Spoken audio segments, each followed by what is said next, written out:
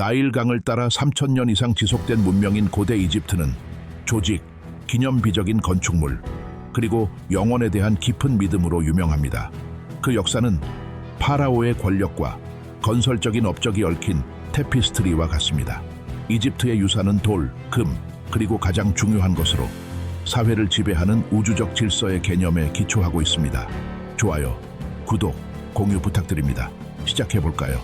이집트 역사를 이해하려면 지리를 이해하는 것이 필수적이다. 이집트는 과거에도 지금도 나일 강이 선물입니다. 강은 단순히 물의 공급원이 아니라 이집트인의 삶, 교통, 세계관의 중심축이었습니다. 연간 홍수 주기, 아케트, 주변 땅을 검은 실트로 비옥하게 만드는 것은 농업의 원동력이자 부의 기반이었습니다.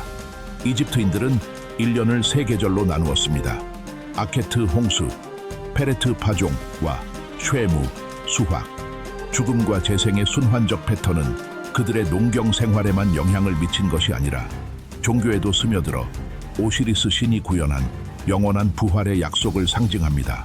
나일강에 대한 의존성으로 인해 관계 시스템을 관리할 수 있는 중앙 집권적 행정체계가 필요하게 되었고, 이는 나라를 일찍 통일하는 데 중요한 요인이었습니다. 나일강이 없었다면 우리가 아는 고대 이집트는 존재하지 않았을 것입니다. 위대한 파라오들이 등장하기 전 이집트는 나일강을 따라 흩어져 있던 농업 문화의 땅이었습니다.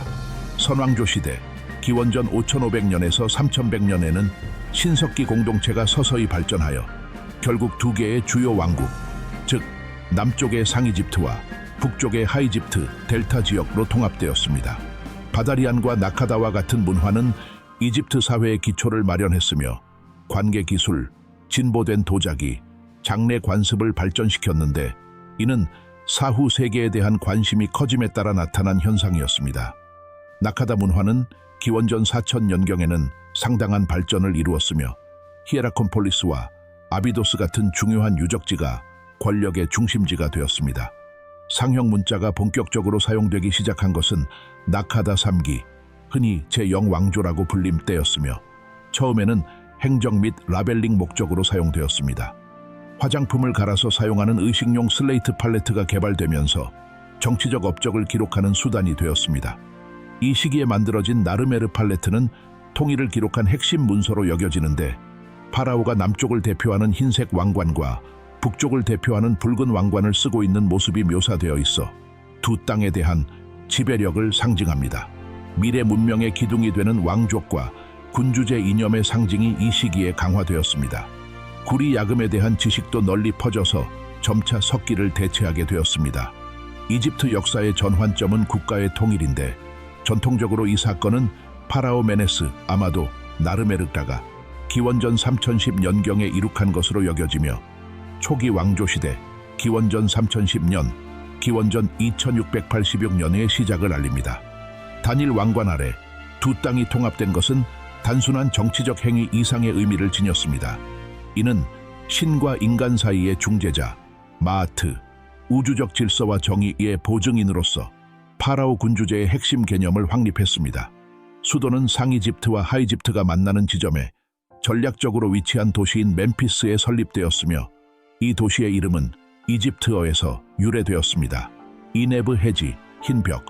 1왕조와 2왕조의 파라오는 통치권을 강화했고, 이 시기의 장례 건물은 마스타바, 직사각형 진흙 벽돌 무덤는 이미 다가올 경이로움을 예고하는 건축적 정교함을 보여주었는데, 아비도스의 장례 단지가 그 대표적인 예이다.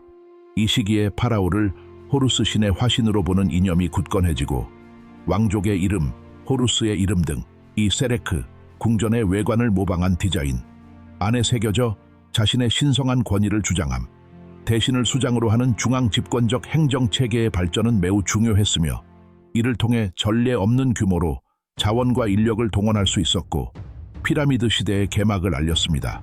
고왕국 시대 제3왕조에서 제6왕조까지는 이집트 역사의 황금기로, 내부적으로는 평화롭고 경제적으로 번영했으며 파라오의 권위가 정점에 달했던 시기입니다. 이 시대는 전 세계적으로 피라미드 건축 시대로 알려져 있습니다. 이 시기는 건축적 업적뿐만 아니라 효율적인 관료 제도의 확립과 국가 신학의 공고화로도 주목할 만한 시기입니다. 제3왕조는 과거와의 급격한 단절을 의미했습니다. 파라오 제세르와 그의 뛰어난 재산기자 건축가인 이모테프, 나중에 의학과 건축의 신으로 신격화되는 사카라의 계단식 피라미드를 건설하여 건축의 혁명을 일으켰습니다. 이 피라미드는 세계 최초의 기념비적인 석조 구조물로 여러 개의 마스타바가 겹쳐진 형태로 파라오의 영혼이 천국으로 올라가는 계단을 상징합니다. 사카라 유적지는 돌로만 지어진 최초의 건축물이며 벽, 안뜰, 사원을 갖춘 이 유적지의 디자인은 이후의 모든 장례 유적지의 모델이 되었습니다. 제4왕조는 이러한 건설적 열정과 권력의 중앙 집권화가 절정에 달한 시기였다. 파라오 세우네페루, 쿠프컵스, 카프레 케프렌, 멘카우레, 미케리누스는 기자 고원의 가장 상징적인 피라미드를 고안하고 건설했습니다. 쿠프의 아버지인 스네페루는 지칠 줄 모르는 건설자였습니다. 그는 메이둠의 피라미드, 구분 피라미드, 다슈르의 붉은 피라미드를 건설하여 피라미드 모양을 완성했습니다. 붉은 피라미드는 매끄러운 면과 이후 표준이 된 디자인을 갖춘 최초의 진정한 피라미드입니다. 쿠프는 역사상 가장 크고 고대 세계 7대 불가사의 중 하나인 기자의 대피라미드를 건설했습니다. 이 구조물의 건설에는 대규모 물류 및 엔지니어링 조직이 필요했는데 이는 파라오의 절대적인 권력과 국가의 자원 동원 능력을 보여주는 사례입니다. 파라오의 절대적인 권력과 국가의 고도화된 조직을 증명하는 이러한 구조물은 단순한 무덤이 아니라 계곡 사원, 보도, 장례 사원, 위성 피라미드를 포함한 거대한 장례 단지였습니다. 파라오는 살아있는 신이자 태양신 라의 아들이므로 이집트의 수명 주기를 보장하기 위해 사후 세계로의 통과를 확실히 해야 했습니다. 사후의 안녕은 국가의 안녕과 동일시되었기 때문입니다. 아마도 카프레를 위해 지어진 것으로 추정되는 기자의 대스핑크스는 사자의 몸과 사람의 머리를 가지고 있으며 파라오의 힘과 지혜를 상징합니다. 그러나 군주제의 절대 권력은 제5왕조와 제6왕조 시대에 천천히 약화되기 시작했습니다. 헬리오폴리스를 중심으로 태양신 레에 대한 숭배가 확산되고 라 사제들의 영향력이 커지면서 파라오의 완전한 신격화에 도전하게 되었습니다. 고왕국 마지막 파라오 우나스부터 시작의 무덤에서 발견된 비문인 피라미드 텍스트는 지상의 권력보다는 라와 함께 하늘에서 파라오의 역할에 더 초점을 맞췄습니다. 붕언화도 또 다른 핵심 요소였습니다. 파라오는 귀족과 고위 관리들에게 땅과 세습 자기를 보상으로 주기 시작했는데 특히 노마르크, 지방 총독에게 그랬습니다. 이로 인해 중앙 통제가 점차 약화되었습니다. 약 94년간 지속된 페피 이 세 제6왕조의 장기 통치, 역사상 가장 긴 기간 이후 붕괴가 이어졌습니다. 페피 이 세가 죽자 강력한 후계자가 없었고 노마르크들의 자율성이 커지면서 제1차 중간 시대가 시작되었습니다. 제1중간기 7왕조 11왕조는 무정부 상태와 사회적 혼란의 시기였으며 이집트 문헌에서는 종종 마하트가 이스펫는 무질서로 대체된 혼돈의 시기로 묘사됩니다. 멤피스의 중앙 권력은 쇠퇴했고 나라는 거의 독립적인 여러 개의 노매주로 분열되었으며 각 노매는 종종 서로 싸웠습니다. 나일강 수위가 낮아 수확량이 적어 기근과 기후 불안정이 이 땅을 괴롭혔습니다. 이 푸베르의 경고로 알려진 문서는 당시의 혼란을 생생하게 묘사하고 있습니다. 부자는 가난해지고 가난한 사람은 일어섰으며 파라오의 무덤은 모독당했습니다. 정치적 혼란에도 불구하고 이는 문학적 발전과 사회적 변화가 크게 일어난 시기였다. 파라오의 권력 위기는 심오한 신학적 변화를 가져왔습니다. 즉, 사후 세계에 대한 개념이 민주화되었습니다. 이전에는 신으로서 파라오만이 사후 세계로의 통행을 보장받았습니다. 이제 이전에는 파라오에게만 허용되었던 장례의식이 일반 개인에게도 허용되기 시작했는데 이는 장례의식의 확산에서 알 수 있습니다. 관텍스트 그들은 피라미드 텍스트를 적응시키고 확장하여 각 시민의 요구에 맞게 만들었습니다. 이러한 변화는 개인의 복지가 더 이상 파라오의 사후 복지에만 달려있지 않다는 것을 의미했습니다. 점차적으로 두 개의 권력 중심지가 등장했습니다.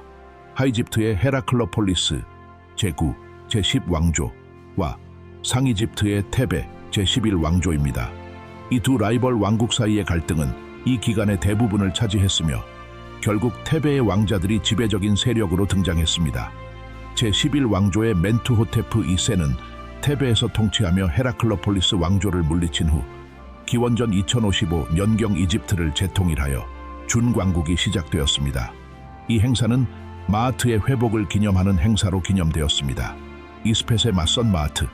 이 시대는 이집트 문화와 문학의 고전적 시기로 여겨지며 자기 성찰과 지적 성숙의 시기이기도 합니다. 파라오는 마하트를 복원하고 국경을 보호하고 현명하고 보호적인 군주 이미지를 투사하는 데 주력했습니다. 수도는 아멘에메트 1세 제12왕조의 창시자의 통치 때 엘파이움 근처 이츠타위로 옮겨졌는데 이곳은 나라 전체를 통치하기에 더 중심적인 위치였지만 테베는 여전히 종교적 중요성을 유지했습니다. 특히 제12왕조는 준광국의 정점이었습니다. 세소스트리스 3세와 아멘에마트 3세와 같은 파라오는 방대한 개발 프로젝트를 수행했습니다. 세소스트리스 3세는 누비아의 합병을 공고히 하고 금광에 대한 접근을 확보한 전사왕으로 기억됩니다. 그는 부엔을 포함한 남쪽 국경을 따라 일련의 웅장한 요새를 건설하도록 명령했습니다. 아멘에메트 3세는 엘파이움 지역에 집중하여 관계와 토지 개간을 획기적으로 개선했고 그 결과 농업 생산성이 크게 증가했습니다. 하왈에 있는 아멘엠하트 3세의 미궁 또는 장례사원은 너무 거대해서 후대 그리스 작가들의 감탄을 받았습니다. 파라오의 성격이 눈에 띄게 바뀌었습니다. 고왕국의 먼 파라오와는 달리 준광국의 통치자들은 자신을 백성의 목자로 묘사했으며 정의와 복지에 관심을 가졌고 종종 조각품에서 책임감의 무게를 반영하는 엄숙한 사실주의를 사용했습니다. 이러한 개념은 당시의 문학작품인 시누해 이야기, 세계 문학의 걸작과 아멘엠하트의 가르침에 반영되었는데 이는 왕족에 대한 보다 실용적이고 때로는 냉소적인 관점을 보여줍니다. 이 시기의 예술과 조각은 거의 비교할 수 없을 만큼 감정적 정교함과 사실주의를 이루었으며 초상화에는 사려 깊거나 심지어 피곤한 표정을 짓고 있는 통치자가 등장했습니다. 관텍스트가 발전했습니다. 죽은 자의 서의 가장 잘 알려진 버전은 신왕국 시대 버전이지만 사망자를 위한 가이드를 확장합니다. 두아트, 지하세계. 12왕조 이후 중앙 권력은 다시 약화되었는데 이는 부분적으로 왕위 계승 문제와 나일 삼각주로의 이민 증가 때문이었습니다. 이는 제2차 중간기로 이어졌습니다. 이 시대의 가장 중요한 사건은 아시아 셈족 출신의 히크소스 외국의 통치자의 도래와 부상이었습니다. 이들은 델타 지역에 평화롭게 정착하여 권력 공백을 이용해 마침내 하이집트를 장악하고 아바리스 제15왕조의 수도를 세웠습니다. 히크소스족은 이집트 역사에서 종종 야만적인 침략자로 묘사되지만 실제로는 이집트 문화와 행정의 많은 측면을 받아들였습니다. 그들의 가장 오래 지속되는 공헌은 이집트의 새로운 군사 기술을 도입한 것입니다. 말과 전차는 군대의 이동성을 변화시켰고 단순한 이집트 활보다 더 강력한 합성궁이 발명되었으며 더욱 튼튼한 투구와 칼을 포함한 야금술이 향상되었습니다. 히크소스가 북쪽을 통치하고 중요한 무역로를 통제하는 동안 제17왕조는 히크소스의 가신으로 행동하며 테베에서 산기집트에 대한 불안정한 주권을 유지했습니다. 이러한 긴장된 공존의 시기는 이집트 민족주의의 부활을 촉진하는 원동력이 되었습니다. 통일을 위한 투쟁과 히크소스족의 추방은 점진적인 과정이었습니다. 세케넨라타아와 같은 테베 파라오가 갈등을 시작했습니다. 그의 미래는 그가 전투에서 사망했음을 암시하는 치명적인 상처가 있습니다. 그의 아들 카모세는 전쟁을 계속하여 아바리스까지 적대 행위를 확대했습니다. 그는 카모세의 형제였습니다. 아흐모세 1세에 마침내 이집트에서 히크소스족을 몰아내고 그들을 남부 가나안까지 추격하여 국경을 확보함으로써 전환점을 이루었습니다. 아흐모세의 승리는 독립을 회복했을 뿐만 아니라 나라의 새로운 군국주의 정신을 불어넣었고 이집트의 가장 강력하고 영향력 있는 시대인 신왕국 시대의 토대를 마련했습니다. 좋아요, 구독, 공유 부탁드립니다.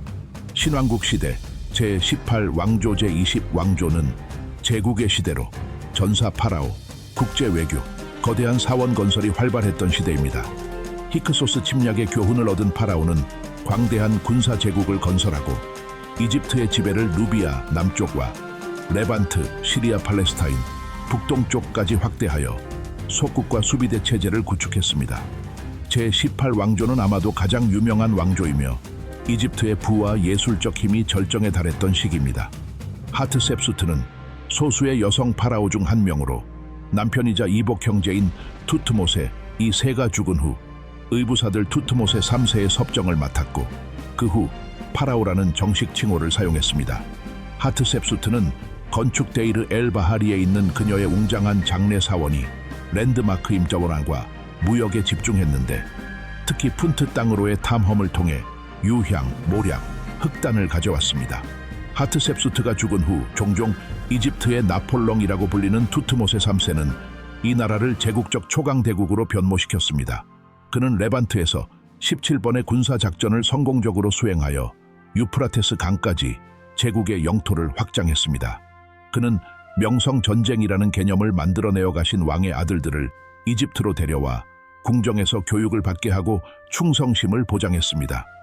아멘호텝과 투트모세의 통치 기간 동안 부가 테베로 흘러들었고 그곳에서 아문신과 라 아문라에 대한 숭배가 절정에 달했습니다. 카르나크와 룩소르의 웅장한 복합 단지가 건설되었고 파라오들은 약탈자로부터 보호하기 위해 바위를 깎아 만든 무덤인 왕들의 계곡에 묻히기 시작했습니다. 이는 고왕국 시대의 피라미드가 겪었던 운명을 피하고자 한 시도였습니다. 가장 큰 내부적 혼란의 순간은 아멘호테프사 세 때 왔습니다. 그는 자신을 아케나톤 제18왕조로 이름을 변경했습니다. 그는 급진적인 종교혁명을 도입했습니다. 아테네계 전통적인 신전, 특히 아문 숭배를 폐지하고 독점적인 숭배를 장려합니다. 아텐, 태양 원반을 유일신으로 여겼다. 일신교 또는 단일신교의 초기 형태. 그는 수도를 새로운 도시인 아케타텐, 아텐의 지평선, 현대의 아마르나으로 옮겼는데 이는 처음부터 새로 건설된 계획 도시였습니다. 아마르나 시대의 예술은 특이하고 때로는 과장된 자연주의가 특징이며 왕족, 그의 아내이자 상징적인 네페르티티 포함을 친밀한 장면으로 묘사하고 이상화되지 않은 신체적 특징을 보여줍니다. 이 시기는 짧았지만 격동의 시기였으며 아문의 사제들 사이에 큰 분노를 불러일으켰습니다. 그가 죽자 그의 아들 젊은 투탕카멘, 원래는 투탕카텐은 오래된 종교 질서를 회복했습니다. 1922년 하워드 카터가 거의 온전한 상태로 투탕카멘의 무덤을 발견한 것은 역사상 가장 중요한 고고학적 발견 중 하나로 신왕국 시대의 호화로움을 엿볼 수 있는 비할 데 없는 창을 제공했습니다. 19왕조는 람세스라는 장군의 후손인 람세스 왕조가 통치했습니다. 세티 1세와 람세스 이 세 대왕은 시리아의 지배권을 놓고 아나톨리아에서 부상하던 히타이트족과 싸워 이집트의 군사적 영광을 회복했습니다. 카데시 전투, 기원전 1274년은 역사상 가장 많이 기록된 전차 전투이다. 결과는 교착 상태였지만 두 강대국 간의 최초의 평화 조약인 카데시 조약으로 이어졌습니다. 카데시 조약은 고대 외교의 핵심 문서입니다.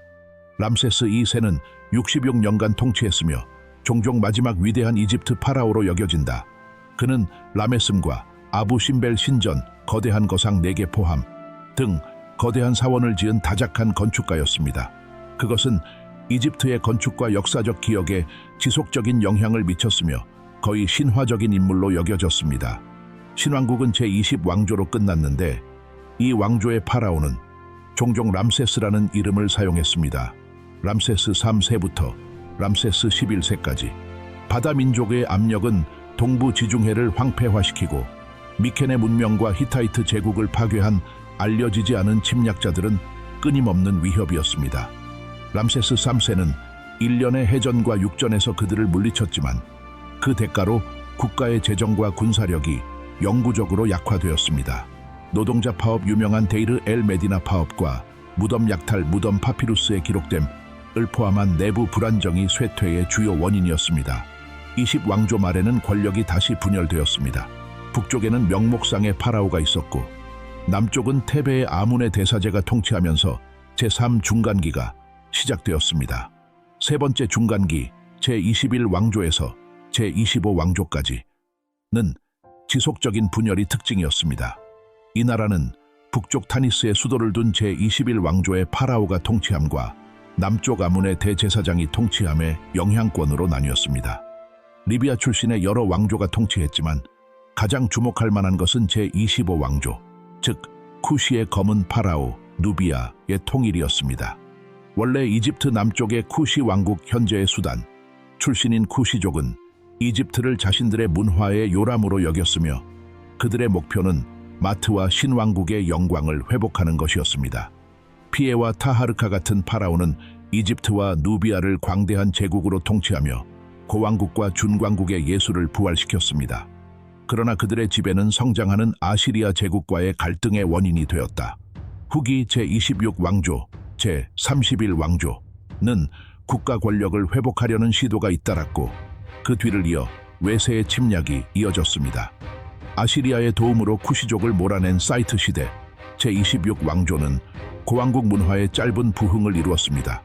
르네상스는 예술적, 행정적 측면에서 일시적인 안정을 가져왔습니다. 그러나 외세의 지배는 불가피했다. 아시리아인들은 기원전 671년에 침략했고 그들의 영향력은 결국 신바빌로니아 제국의 영향력으로 대체되었습니다.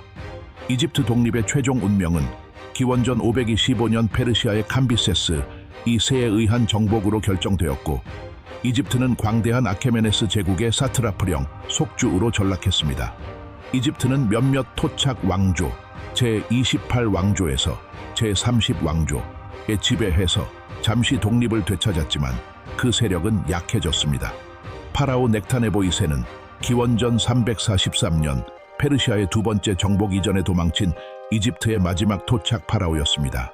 이집트 역사의 흐름은 기원전 332년 알렉산더 대왕에 의해 돌이킬 수 없을 정도로 바뀌었습니다.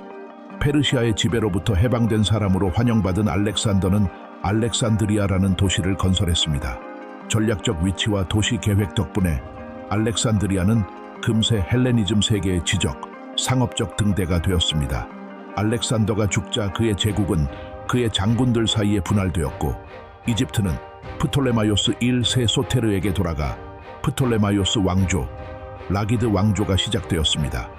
프톨레마이오스 왕조는 문화와 언어는 그리스적이었으나 이집트 국민들에게 파라오의 합법적인 후계자로 자신을 내세워 의식을 채택하고 이집트 신들을 위한 사원을 건축하고 종교적 구조와 관료제를 유지했습니다. 알렉산드리아는 유명한 알렉산드리아 도서관, 고대 세계에서 가장 큰 지식의 중심지 및 알렉산드리아의 등대 파로스, 세계 7대 불가사의 중 하나로 해상력과 혁신을 상징합니다. 문화적으로 이 왕조는 그리스와 이집트의 요소를 융합하여 세라피스 신과 종합 예술을 탄생시켰습니다. 그러나 프톨레마이오스의 권력은 점차 쇠퇴해졌습니다. 형제와 친척 사이의 음모와 암살이 특징인 왕조 갈등, 부실한 경제 관리, 로마의 영향력 확대로 인해 왕국은 쇠퇴해졌고 로마의 보호에 점점 더 의존하게 되었습니다. 왕조의 마지막이자 가장 유명한 통치자는 클레오파트라 7세 기원전 69년부터 30년까지였습니다. 뛰어나고 교양 있고 카리스마 넘치는 인물로 이집트어를 구사하는 유일한 프톨레마이오스로 알려져 있습니다. 그는 가장 강력한 로마 지도자들과 전략적 동맹을 맺어 이집트의 권력을 회복하려고 시도했습니다. 먼저 율리우스 카이사르, 그와의 사이에서 아들 카이사리온을 두었습니다. 그 다음에는 마르크 안토니였습니다. 그의 비전은 로마의 세력을 견제할 수 있는 동방 헬레니즘 제국이었습니다. 그는 옥타비아누스 훗날의 황제 아우구스투스 때에게 결정적인 패배를 당했습니다. 기원전 31년 악티움 해전에서 그리고 기원전 30년에 일어난 그의 자살은 파라오의 독립이 완전히 끝났음을 의미했습니다. 이집트는 로마 황제의 개인 속주로 합병되었고 독립된 문명으로서의 역사는 끝났습니다. 로마 통치하에서 이집트는 제국의 곡창지대가 되었고 특히 로마 국민의 식량 공급에 매우 중요했습니다. 로마인들은 나일강이 농업 자원을 효율적으로 활용했습니다. 로마 황제들은 이집트 사원에서 파라오로 묘사되었지만 이집트 국민들은 승마를 맡은 총독이 이끄는 엄격한 로마 행정부에 복종해야 했습니다. 이집트의 종교 생활은 지속되었으며 필레에 있는 이시스에게 바쳐진 사원과 같은 사원이 계속해서 번성했습니다. 그러나 서기 1세기에서 4세기에 걸쳐 알렉산드리아 초기 기독교 신학의 주요 중심지에 기독교가 전파되고 성장하면서 고대 파라오 종교의 종말이 시작되었습니다. 특히 터도시우스 1세 치하에서 이교도 예배를 금지하는 제국의 법령이 내려지면서 마지막 사원들이 폐쇄되었습니다. 마지막으로 알려진 상형 문자는 서기 394년 필레에서 발견되었으며 마지막 데모틱 문자 후대의 필기체 문자는 그 직후에 사라졌습니다. 상형 문자를 읽는 능력은 사라졌고 고대 이집트의 비밀은 1799년 로제타 스톤이 발견될 때까지 봉인된 채로 남아 있었습니다.